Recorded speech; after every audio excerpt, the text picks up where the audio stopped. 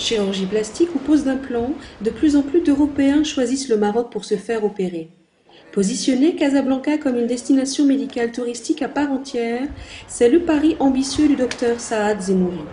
À Darboisa, ce complexe médico-chirurgical de plus de 4000 m² est développé avec le groupe portugais Malo Clinic. Dédié à l'esthétique et au bien-être, il ouvrira ses portes fin 2011. Son coût, 25 millions d'euros. Le tourisme médical au Maroc est en train de germer. En Tunisie, qui est un peu plus avancé que le Maroc, ça c'est une certitude pour l'instant, parce qu'ils ont plus institutionnalisé un peu leur approche du tourisme médical. Les chiffres qu'on a, ils ont à peu près 40 000 touristes médicaux par an, mais 70% viennent essentiellement de la Libye et de l'Algérie.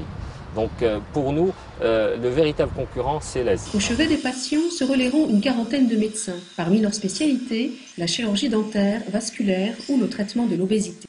On cherche à toucher bien sûr les Européens résidant en Europe, on cherche à toucher les subsahariens qui viennent déjà souvent pour tout ce qui est maladies et pathologies au Maroc.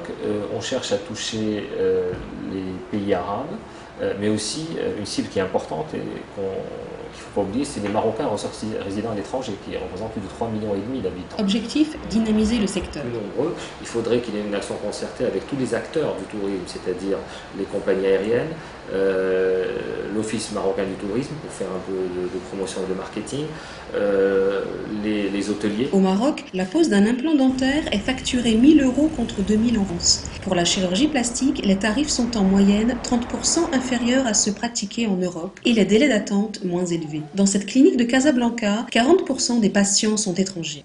Les gens n'hésitent pas à se déplacer pour se faire opérer par tel chirurgien parce que la copine, parce que la sœur, parce que l'amie s'est fait opérer chez tel chirurgien, elle est contente de son résultat, il a bonne réputation, donc elle va aller le voir. Et pour faire le déplacement, chacun a ses raisons.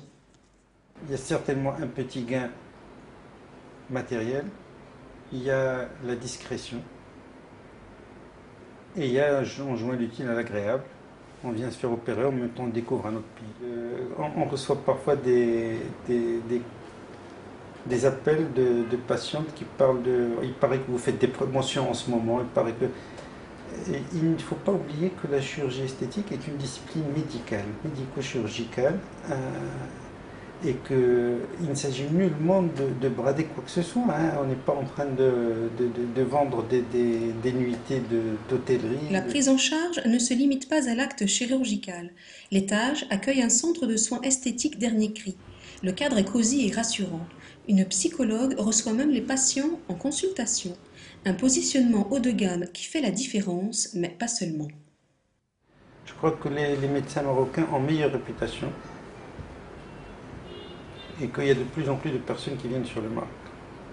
Je crois qu'il y a eu des déceptions, des gens déçus par la chirurgie esthétique en Tunisie. Face à l'image low cost véhiculée par la Tunisie, le Maroc marque des points.